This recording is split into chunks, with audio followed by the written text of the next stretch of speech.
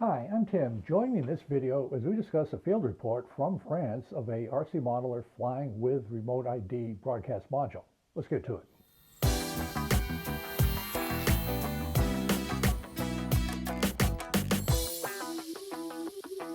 Thank you for joining me. I'm Tim. It's late October of 2023, and I got a comment today from a RC modeler in France who is flying with a broadcast remote ID module. I thought it might be interesting to share his experiences actually flying with a remote ID module.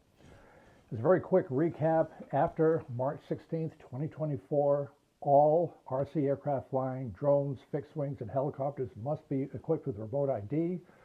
The two exceptions for being required to fly with remote ID for recreational flyers: if your model weighs under 250 grams, about 8.8 ounces, you do not need remote ID. And if you fly in a FRIA or an FAA Recognized Identification Area, you do not require remote ID for recreational flight purposes.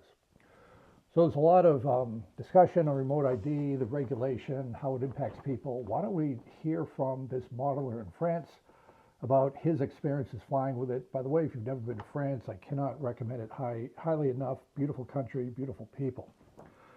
So today, dear Tim, I'm flying with a remote ID module in France. No issues. It was easy to set up, under $50, and I can switch it between planes, so it's a one-off purchase. We also have registered flying sites where the beacon is not needed, but I'd like to fly wherever I can, so use the module regularly. On my 5-channel receivers without a spare socket, I use a Y servo cable to power the beacon. No conflict is obvious between the 2.4 beacon and the RC receiver sitting right next to it in the airplane. The GPS takes about 40 seconds to settle, and the battery consumption is a little bit more than I'd like for some planes, but it's workable. I expect these early modules will be improved upon. The beacon is tiny, very light, not too difficult to accommodate. The French registration scheme is easy to navigate, provides rather smart paperwork so I can take with me to show anybody who questions my right to fly that I'm fully licensed. As with driving licenses, it's not something I expect the police to actively seek to examine unless something goes wrong. Remember when I started in the hobby, having to buy a transmitter license in the post office, when those were abolished, we went completely off-radar and no officials listening to our needs. We are back. So again, remote ID is not that big a deal. I have purchased the Sky ID system from Spectrum. I purchased it on August 25th. It still hasn't been delivered. I saw some discussion on the Tower Hobbies website, maybe mid-December. With the delay in the implementation, my guess is Spectrum wants to make sure everything is right before they ship it. It was a good point that the Spectrum Sky ID can be operated off a battery or power from the receiver. If you're using up all your receiver plugs, a Y connector, all it needs is the power. It doesn't need a signal, so that's something good to know. Also points out you need some time to get the GPS locked, so we'll experiment with that as we go along.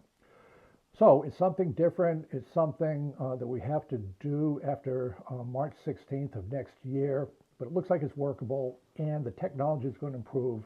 The systems will get lighter, they'll get less expensive, I'm certain.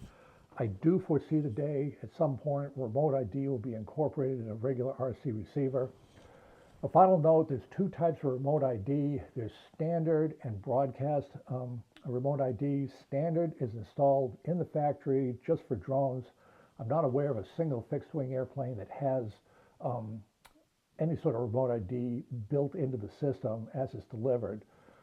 So what that means is for all fixed-wing aircraft, or if you build it yourself, anything, or a helicopter, you're going to have to get a broadcast module if you're flying outside of a FRIA and you weigh more than 250 grams or more after March 16th, 2024.